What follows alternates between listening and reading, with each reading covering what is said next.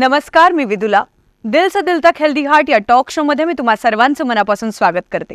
अलीकडच्या काळात जीवाला हृदयविकारामुळे धोका निर्माण झाला आहे. अगदी सुदृढ लोकांमध्येही हार्ट अटॅकचे प्रमाण दिसून येते. दिल से दिल तक हेल्दी हार्ट हा टॉक शो प्रत्येक भारतीयाला हृदयविकाराबद्दल शिक्षित आणि संवेदनशील करण्यासाठीचा एक जनजागृती उपक्रम आहे. आकडेवारी दर्शवते की पाश्चात्य देशातील लोकांपेक्षा भारतीयांना 10 वर्ष आधी हृदयविकाराचा त्रास होऊ शकतो. याशिवाय दर 33 सेकंदाला एका व्यक्तीचा हृदयविकाराच्या झटक्याने मृत्यू होतो. याच गोष्टी लक्षात घेऊन भारतीयांमध्ये हृदयविकाराबद्दल जागरूकता निर्माण व्हावी म्हणून भारतातील आदरणीय इंडियन मेडिकल फ्रेटर्निटी यांच्या संयुक्त विद्यमाने 2018 पासून दिल से दिल तक हेल्दी हार्ट या टॉक शोची मोहीम सुरू करण्यात आली. दिल से दिल तक हेल्दी हार्ट या टॉक शोचे लाखो भारतीयांनी कौतुक केले आणि हजारो भारतीय या मोहिमेत सामील झाले. याच पार्श्वभूमीवर आज आपल्यासोबत आहेत भारतातील तसेच पुण्यातील सुप्रसिद्ध हृदयरोग तज्ञ डॉक्टर शिरीष साठे आणि डॉक्टर मनोहर साखरे. नमस्कार डॉक्टर. आजच्या या विशेष कार्यक्रमात तुम्हा दोघांचं पण स्वागत आहे. माझा पहिला प्रश्न डॉक्टर शिरीष साठे यांना आहे. डॉक्टर, हृदयविकाराचा त्रास कुठल्या वयोगटात संभाव्यता होतो? सामान्यतः कुठल्या वयोगटात हा त्रास संभवू शकतो? त्याचबरोबर यासाठी लिंग किंवा अनुवंशिकता किती महत्त्वाची असते याबद्दल तुम्ही काय सांगाल? विदुला नमस्कार. विदुला, तुझा प्रश्न 2-3 विभागातला आहे, त्यामुळे उत्तर मी 2-3 विभागामध्ये देतो. हृदयविकार आणि वयोगट. मी ज्या वेळेला मेडिकल कॉलेजमध्ये होतो त्यावेळेला आम्ही असं बघायचं की साधारणतः 70-75चे या वयाचे पेशंटचे हार्ट अटॅकने आमच्याकडे यायचे. गेल्या 40 वर्षामध्ये याच्यामध्ये खूप फरक झाला आहे. आज तेच वय हे खाली खाली खाली जात 35-30 आणि कधीकधी 20-25 पर्यंत पण गेलेला आहे. इतक्या लहान वयामध्ये सुद्धा आता हार्ट अटॅक येऊ शकतो. आज जर तुम्ही एखाद्या मोठ्या शहरातल्या कुठल्याही ICUमध्ये गेलात तर साधारणतः 30 ते 45 या वयोगटातले 25 ते 30% पेशंट्स तरी असतात. त्यामुळे वय हे निश्चितच कमी कमी कमी होत चालले.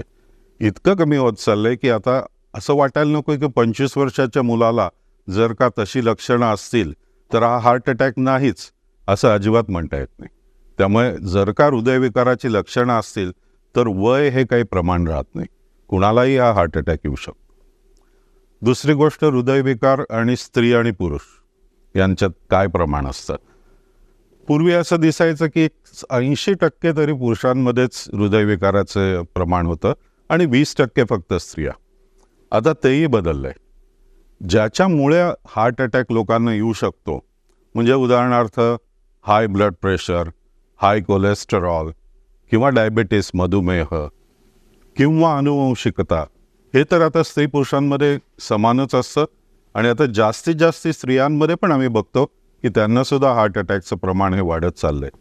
आजचा जमाना हा स्त्री आणि पुरुष समानतेचा आहेत आणि त्या बाबतीतही आता स्त्रिया हे आघाडीवर येऊ लागल्यात असं म्हणत आहे. आणि तिसरा भाग म्हणजे अनुवंशिकता. मी म्हणलं तसं या 4-5 गोष्टींमुळे हार्ट अटॅक येऊ शकतो. परंतु याला आम्ही रिस्क फॅक्टर्स म्हणतो. याच्यामध्ये सगळ्यात स्ट्रॉंग रिस्क फॅक्टर कुठला असेल असं मला जर विचारलं तर मी म्हणेन अनुवंशिकता. म्हणजे जर तुमच्या आई वडिलांना किंवा बहीण भावांना किंवा काका मामा जवळचे तुमचे नातेवाईक त्यातल्या कुणाला जर साधारणतः 60-65 जर हार्ट अटॅक आला असेल तर तुम्हाला तो यायचे चान्सेस हे खूप जास्ती असतात. आणि अर्थातच आपण आपले आई वडील बदलू शकत नाही, आपले नातेवाईक बदलू शकत नाही. त्यामुळे ती भीती किंवा ती रिस्क ही आपल्यामध्ये राहतेच. आणि मग त्याच्यासाठी काय करायचं पाहिजे, मला असं वाटतं पुढल्या चर्चेमध्ये आपण त्याविषयी थोडंफार बोलूच. माझा पुढचा प्रश्न डॉक्टर मनोहर साखरे यांना आहे. डॉक्टर, हार्ट अटॅक आणि कार्डियक अरेस्ट यामध्ये काय फरक आहे? त्याचबरोबर सोबत असलेल्या व्यक्तीला तुम्ही काय सल्ला द्याल? नमस्कार. हार्ट अटॅक म्हणजे आपल्या हृदयाच्या स्नायू असतात, त्यांना 3 रक्तवाहिन्या रक्तपुरवठा करतात आणि त्यामध्ये अचानक रक्ताची गाठ तयार होणं आणि तो शरीराचा त्या भागाचा रक्तपुरवठा सडनली बंद होणं, त्याला आपण हार्ट अटॅक म्हणतो. त्यावेळेस पेशंटला चेस्ट पेन होऊ शकते, दम लागू शकतो, चक्कर येऊ शकते. अशा पेशंटला आपण इमिजिएटली जवळपासच्या रुग्णालयामध्ये जिथं अँजिओग्राफी आणि अँजिओप्लास्टीची सुविधा उपलब्ध आहे तिथं न्यायला हवं. तिथे आपण ECG करणार, हृदयाच्या टेस्ट करणार आणि जो जर मेजर हार्ट अटॅक असेल तर इमिजिएटली अशा पेशंटला आपण बेस्ट ट्रीटमेंट म्हणजे अँजिओग्राफी आणि जी रक्तवाहिनीमुळे हार्ट अटॅक आलेला असेल ते त्याला ओपन करतो. कारण की हार्ट अटॅकमध्ये एव्हरी मिनिट्स काउंट्स. जेवढा आपला डिले होतो तेवढ्या त्या हार्ट मसल डॅमेज होतील आणि तेवढं तुमचं आयुष्य कमी होईल. याला आपण हार्ट अटॅक म्हणतो. कार्डिॲक अरेस्ट म्हणजे तुमचं हार्ट सडनली बंद पडणं. त्याच्या कारणामध्ये हार्ट अटॅक एक कारण आहे हार्ट बंद पडण्याचं, आणि त्याला दुसरी पुष्कळ कारणं आहेत. पण जेव्हा तुमचं हार्ट बंद पडते, जेव्हा तुम्ही बघता की त्यांचं पल्स नाही, रिस्पिरेशन नाही, पेशंट अनकॉन्शियस झालेला आहे, जेव्हा तुम्हाला पल्स लागत नाही, आणि तुमच्यापैकी जर कोणी CPR करण्यामध्ये, कार्डिॲक मसाज करण्यामध्ये जर तुम्हाला त्याच्याबद्दल माहिती असेल तर तुम्ही इमिजिएटली करायला हवा, आणि इमिजिएटली त्या पेशंटला जवळपासच्या रुग्णालयाच्या इमर्जन्सीमध्ये न्यायला हवं. तिथले डॉक्टर तपासून बघतील की तो हार्ट अटॅक कशामुळे आलेला आहे, कार्डिॲक अरेस्ट कशामुळे आलेला आहे, आणि त्याच्यानुसार तिची आपल्याला ट्रीटमेंट करता येईल. माझा पुढचा प्रश्न डॉक्टर शिरीष साठी यांना आहे. डॉक्टर, कोलेस्ट्रॉल आणि हृदयविकार यामध्ये काय संबंध आहे, त्याबद्दल तुम्ही काय सांगाल? गेले काही महिने म्हणा किंवा काही वर्ष आपल्या व्हॉट्सॲप युनिव्हर्सिटीवर एक मेसेज सारखा आपण वाचतो की कोलेस्टेरॉल आणि हार्ट अटॅक यांचा काहीही संबंध नाही. परंतु हे निखालस खोटं आहे. कोलेस्टेरॉल आणि हार्ट अटॅक यांचा खूपच जवळचा संबंध आहे. आणि कोलेस्ट्रॉल हा एक असा पदार्थ असतो की जो हृदयाच्या रक्तवाहिनीमध्ये जाऊन अडकून बसतो, आणि त्याच्यामुळे ब्लॉकेज, ज्याला आम्ही म्हणतो ते ब्लॉकेज त्या हृदयाच्या रक्तवाहिनीमध्ये येतं. आणि हा कोलेस्टेरॉल हा पदार्थ हा रक्तामध्ये वाहत असतो. त्याचं प्रमाण जर का जास्ती असेल, आणि आपल्या सगळ्यांनाच म्हणजे 30-35 आणि त्याच्या वरच्या सगळ्यांनाच, ज्याला आपण कोलेस्ट्रॉल नंबर म्हणतो. आता तुम्ही परदेशात गेलात आणि रस्त्यावरच्या एखाद्या माणसाला विचारलं की तुझा कोलेस्ट्रॉल नंबर काय आहे, तर त्याला ते माहीत असतं. भारतामध्ये फार कमी लोकांना कोलेस्ट्रॉल नंबर काय माहीत. आपल्या सगळ्यांना आपला कोलेस्ट्रॉल नंबर माहिती पाहिजे, आपलं कोलेस्ट्रॉल किती आहे माहिती पाहिजे, ते जास्त आहे आणि त्याच्यासाठी काय करायचं हे अर्थातच तुमचे डॉक्टर्स तुम्हाला सांगतील त्याच्यासाठी काय खबरदारी घ्यायची. पण कोलेस्टेरॉल आणि हार्ट अटॅक यांचं 1-to-1 रिलेशनशिप आहे, आणि त्यामुळेच जर का तुमचं कोलेस्ट्रॉल जास्ती असेल तर ते खाली आणणं हे खूपच महत्त्वाचं आहे. माझा पुढचा प्रश्न डॉक्टर मनोहर साखरे यांना आहे. डॉक्टर, एन्जिओग्राफी, एन्जिओप्लास्टी आणि बायपासमध्ये काय फरक आहे, आणि एन्जिओग्राफी करणाऱ्या प्रत्येक रुग्णाला एन्जिओप्लास्टी करणं गरजेचं असतं का? एन्जिओग्राफी एक टेस्ट आहे जी सहसा आपण हाताच्या किंवा पायाच्या रक्तवाहिनीमधून एक छोटीशी ट्यूब हृदयाकडे टाकतो, आणि त्याच्यामध्ये औषध इंजेक्ट करून आपल्याला त्या रक्तवाहिन्यामध्ये ब्लॉकेज करतात. तर एन्जिओग्राफी ही टेस्ट आहे. त्या रक्तवाहिन्यामध्ये जर 70% जास्त ब्लॉकेजेस असतील, ब्लॉकेज असतील, तर अशा पेशंटसाठी 2 प्रकारच्या ट्रीटमेंट असतं. एक तर एन्जिओप्लास्टी असते किंवा बायपास असते. जेव्हा ते 70% जास्त ब्लॉकेज असतील आणि जे एन्जिओप्लास्टीसाठी सुटेबल असतील, अशा पेशंटमध्ये सहसा आपण एन्जिओप्लास्टी करतो. ती एन्जिओग्राफीसारखीच असते जवळपास. आपण त्या हाताच्या किंवा पायाच्या रक्तवाहिन्यामधून ट्यूब टाकतो, आणि त्याच्यामध्ये आपण तर बलूननी फुलवतो आणि ते स्टेंट टाकतो. त्याला कुठे टाके लागत.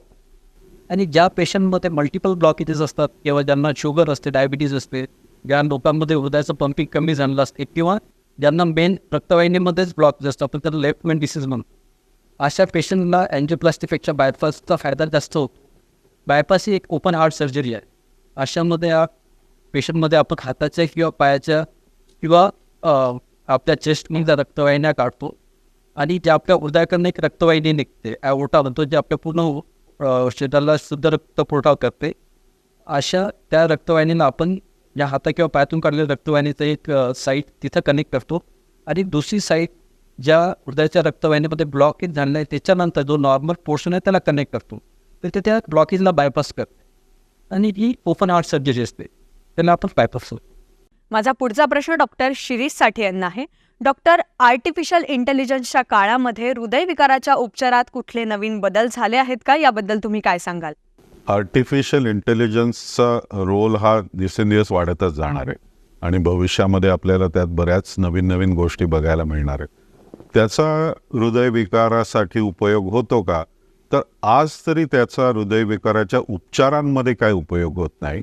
परंतु ज्या हृदयविकारासाठी ज्या चाचण्या केल्या जातात, जी चिकित्सा केली जाते, त्याच्यामध्ये या आर्टिफिशियल इंटेलिजन्सचा उपयोग हळूहळू येत चालला. एकच उदाहरण मी देतो की सगळ्यात स्वस्त ही कुठली टेस्ट असेल हृदयविकारासाठी, तर ECG. साधी टेस्ट असते ECG सारखी, पण त्याच्यामध्ये ह्युमन आयला म्हणजे आपल्या डोळ्यांना जे दिसतं त्याच्या पलीकडे आर्टिफिशियल इंटेलिजन्स जाऊ शकतं. अशी कल्पना करा की एखाद्या ठिकाणी 10 लाख और त्याहूनही जास्ती ECGs एकत्र करून त्यातल्यामधले छोटे पॉईंट्स बघून जर का एखादं अल्गोरिदम टाईप तयार करता आलं आणि त्याचे प्रयत्न सगळे चालू आहेत, तर ज्या गोष्टी आपल्या डोळ्याला दिसत नाहीत त्या आर्टिफिशियल इंटेलिजन्सला दिसतात आणि त्याच्यामध्ये ती चाचणी आणि ते डायग्नोसिस हे पेशंटला लक्षणं यायच्या आधी सुद्धा नुसत्या ECGकडे बघून हे होऊ शकतं. आणि त्याच्या अर्थात त्याच्यासाठी रिसर्च भरपूर चालू आहे. आत्ता तरी त्याच्या पलीकडे जाऊन असं काही थेरप्युटिक म्हणजे काही उपचार पद्धती आर्टिफिशियल इंटेलिजन्समुळे आहे असं नाही आहे. परंतु कालचा जमाना हा कम्प्युटरचा होता, पुढचा जमाना हा आर्टिफिशियल इंटेलिजन्सचा येणार आहे. त्यामुळे निश्चितच त्याचा रोल हा इवन उपचार पद्धतीमध्ये वाढत जाईल असं वाटतंय. माझा पुढचा प्रश्न डॉक्टर मनोहर साखरे यांना आहे. डॉक्टर, हृदयविकाराच्या व्यवस्थापनात औषधोपचारांचे काय महत्त्व आहे आणि औषधोपचारांचे काही दुष्परिणाम आहेत का? हृदयविकारामध्ये औषधीचा खूप मोलाचा वाटा आहे. हृदयविकार एकतर हार्ट अटॅक असू शकतो, त्यांची अँजिओप्लास्टी होऊ शकते, बायपास होऊ शकते, पेशंटला हार्ट फेल्युअर असू शकतो. ह्या मॅक्झिमम पेशंटला लाईफ लाँग मेडिकेशन घ्याव्या लागतात आणि त्याला त्यांच्या कार्डिओलॉजीच्या सल्ल्यानुसार त्यांनी घ्यायला हव्यात. त्यांचे जे रिस्क फॅक्टर असतील, डायबिटीज, हायपरटेन्शन, हाय कोलेस्ट्रॉल लेवल, ते कंट्रोलमध्ये ठेवायला पाहिजे. आणि तुम्ही जर रेग्युलर मेडिसिन लाईफ लाँग जर घेतल्या तर तुमचं आयुष्य वाढतं ह्या गोळ्यामुळे, तर त्या तुम्हाला लाईफ लाँग घ्याव्या लागणार आहे. आणि साईड इफेक्ट तशा ह्या रिलेटिव्हली खूप सेफ गोळ्या आहेत, औषधी असतात. त्याचे साईड इफेक्ट खूप रेअर असतात आणि ते तुमचे कार्डिओलॉजिस्ट त्यांच्या साईड इफेक्टनुसार त्यांचे डोसेस तुम्हाला ॲडजस्ट करतील. माझा पुढचा प्रश्न डॉक्टर शिरीष साठे यांना आहे. डॉक्टर, असा एक गैरसमज आहे की माझं वय कमी आहे, मला हृदयविकाराचा त्रास होणार नाही किंवा मला मधुमेहामुळे हृदयविकाराचा त्रास होणार नाही, तर याबद्दल तुम्ही आमच्या दर्शकांना काय माहिती द्याल? मगाशी थोडंफार मी त्याविषयी बोललोय की वयोगटाचा जर विचार केला तर आता कुठल्याच वयाला हार्ट अटॅक येणार नाही असं म्हणता येत नाही. पूर्वी जर 70ला हार्ट अटॅक येणं जर कॉमन असेल तर आज 30ला सुद्धा हार्ट अटॅक येऊ शकतो, 25 वयाला सुद्धा हार्ट अटॅक येऊ शकतो. माझा सगळ्यात तरुण पेशंट हा 18 वर्षाचा आहे ज्याला हार्ट अटॅक आला होता. त्यामुळे वय हे काही आता असं राहिलं नाही आहे. मी मगाशीही म्हटलं की जर का हार्ट अटॅकची लक्षणं कुठल्याही वयात आली तरीसुद्धा तो हार्ट अटॅक नाहीच आहे असं समजून चालण्यात अर्थ नाही. 18 वर्षाच्या ज्या मुलाविषयी मी बोलतोय तो कॉलेज स्टुडंट होता आणि त्याला कॉलेजामध्ये छातीत दुखायला लागल्यावर कुणीच असा विचार नाही केला की हे हार्ट अटॅक असू शकतो म्हणून, परंतु त्याला तो हार्ट अटॅकच निघाला. त्यामुळे वय हे आता काही बंधनकारक राहिलेलं नाही. कुठल्याही वयाला तुम्हाला हार्ट अटॅक येऊ शकतो. मधुमेह तर आता असं झालं आहे की भारत ही ज्याला आम्ही वर्ल्ड कॅपिटल ऑफ मधुमेह किंवा डायबिटीस म्हणजे जगामध्ये भारत ही मधुमेहाची राजधानी हो बघतीये. जास्तीत जास्त मधुमेहाचे रोगी भारतात व्हायला लागले. त्यांचं वयसुद्धा हळूहळू कमी होत चाललं आहे. त्यामुळे मधुमेह होणारच नाही, मला लहान वय आहे असं काही कोणी सांगू शकत नाही.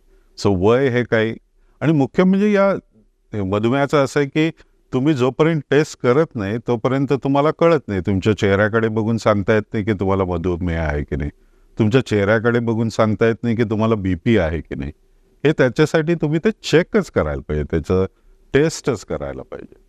माझा पुढचा प्रश्न डॉक्टर मनोहर साखरे यांना आहे. डॉक्टर, हृदयविकाराच्या व्यवस्थापनात रक्तदाबाचे नियंत्रित निरीक्षण करणं महत्त्वाचं आहे का? त्याचबरोबर निरोगी जीवनशैलीसाठी आहार विहाराचे काय महत्त्व आहे याबद्दल तुम्ही काय सांगाल? हां, तुम्ही आत्ता सांगितल्याप्रमाणे भारतामध्ये हृदयविकाराचे प्रमाण झपाट्याने वाढत आहे आणि ते प्रमाण जर आपल्याला कमी करायचं असेल तर आपण आपल्या शैलीमध्ये बदल करायला हवा. महत्त्वाचं म्हणजे आपण आपलं वेट मेंटेन करायला हवं आहे. त्याच्यामध्ये आपण जो BMI असतो ते 23 to 27च्या दरम्यान ठेवावा. आपले वेस्ट सर्कम्फरन्स म्हणजे पोटाचा घेर जो असतो तो पुरुषामध्ये 40 इंचपेक्षा कमी आणि स्त्रियामध्ये 35 इंचपेक्षा कमी ठेवायला हवा. त्यासाठी आपण सकस आहार घ्यायला हवा. आहारामध्ये पालेभाज्या, फळं, कडधान्य, डाळी, दूध, दही किंवा मासे या प्रमाणाचे पदार्थ जास्त घ्यायला हवेत. आणि जे फास्ट फूड असते, हाय कॅलरी गोष्टी असतात, त्या आपण अवॉइड करायला हव्यात. जसं पिझ्झा, बर्गर किंवा सॉल्टी फूड असते, पापड, लोणचं, ॲडेड सॉल्ट, स्वीट्स, गोड पदार्थ अवॉइड करायला हवे.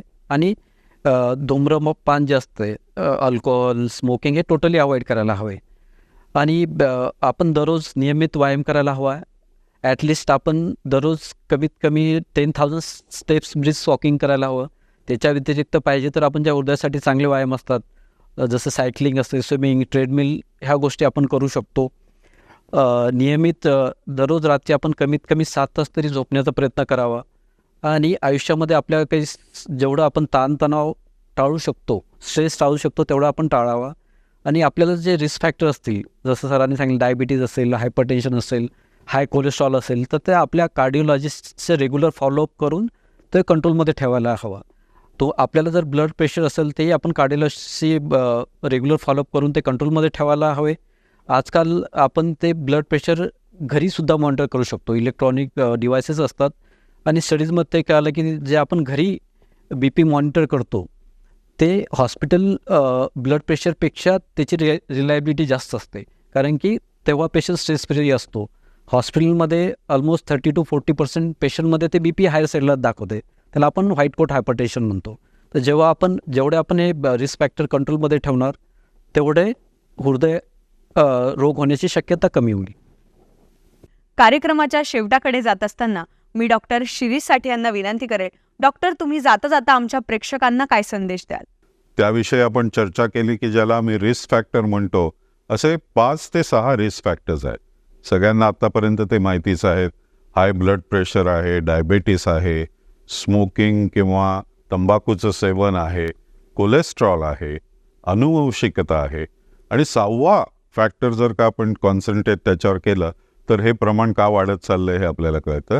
आणि ते म्हणजे आजचं ताणतणावपूर्ण जीवन. 4-5 गोष्टी जर आपण लक्षात ठेवल्या तर आपण हृदयविकारापासून दूर राहू शकतो. डॉक्टर साखरेंनी त्यातल्या बऱ्याचशा सांगितल्या, त्यामुळे मी थोडक्यात त्या सांगतो. एक म्हणजे एक्सरसाइज, ज्याला हार्टसाठी व्यायाम असतो, पण तो नियमित पाहिजे, तो रोजच पाहिजे. चालणं, पळणं, स्विमिंग करणं, सायकलिंग करणं, काहीही ते नियमित रोज करायला पाहिजे. दुसरी गोष्ट म्हणजे आहाराचं महत्त्व आहेच आहे.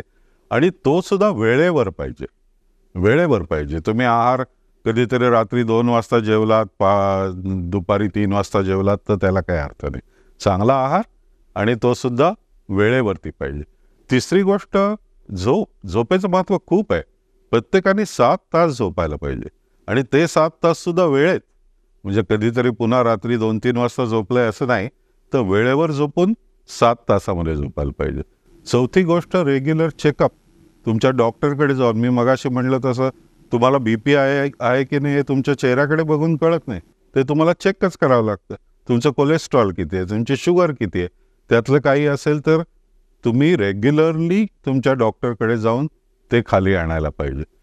डॉक्टर मनोहर साखरे, तुम्ही जसं सांगितलं, सरांनी जसं सांगितलं की भारतामध्ये हृदयविकाराचे प्रमाण वाढत आहे. परंतु दुसरी एक महत्त्वाची गोष्ट आहे की प्रमाणही वाढते, यंग एजमध्ये प्रमाण वाढत आहे. पण दुसरी एक बाकी डेव्हलप कंट्रीपेक्षा दुसरी गोष्ट म्हणजे आपल्याकडे हार्ट अटॅक यांची मॉर्टॅलिटी जास्त आहे. कारण की आपण हॉस्पिटलला लेट पोचतो. सरांनी जर सांगितलं की आपल्याला चेस्ट पेन असेल, दुसरं काही ब्रेथलेसनेस होत असेल, आणि पुष्कळच ते अटिपिकल प्रेझेंटेशन असेल. कधी तुमचा जबडाच दुखतो, कधी हातच दुखतो, कधी पाठच दुखतोय, आणि आपण ते निग्लेक्ट करतो. आपण म्हणतो की हे मस्क्युलर पेन असणार आहे, ॲसिडिटी असणार आहे, आणि आपण त्या मेडिसिन घेत राहतो. तर अशा वेळेस हार्ट अटॅकमध्ये टाईम महत्त्वाचा असतो. जेव्हा तुम्हाला चेस्ट पेन होते, तुम्ही इमिजिएटली डॉक्टरकडे जायला पाहिजे. जेवढ्या लवकर आपण ती रक्तवाहिनी ओपन करणार आणि रक्तपुरवठा सुरू करणार, त्याच्यामध्ये तुमचं एकतर इमिजिएट मॉर्टॅलिटी कमी होते, की जसं कार्डियाक अरेस्ट होणं, त्या गोष्टी कमी होतात. आणि जेवढं तुमचं हार्ट अटॅकनंतर त्या व्यक्तीचं आयुष्य त्या हृदयाच्या पंपिंगवरती डिपेंड असते. तुमचं हृदयाचं पंपिंग कसं आहे, तुम्ही जर इमिजिएटली 2-3 तासामध्ये हार्ट अटॅकच्या हॉस्पिटलला गेले, इमिजिएटली अँजिओग्राफी, अँजिओप्लास्टी झाली, तुमचं पंपिंग नॉर्मल असेल, तर तुम्ही ऑलमोस्ट नॉर्मल लाईफ जगू शकता.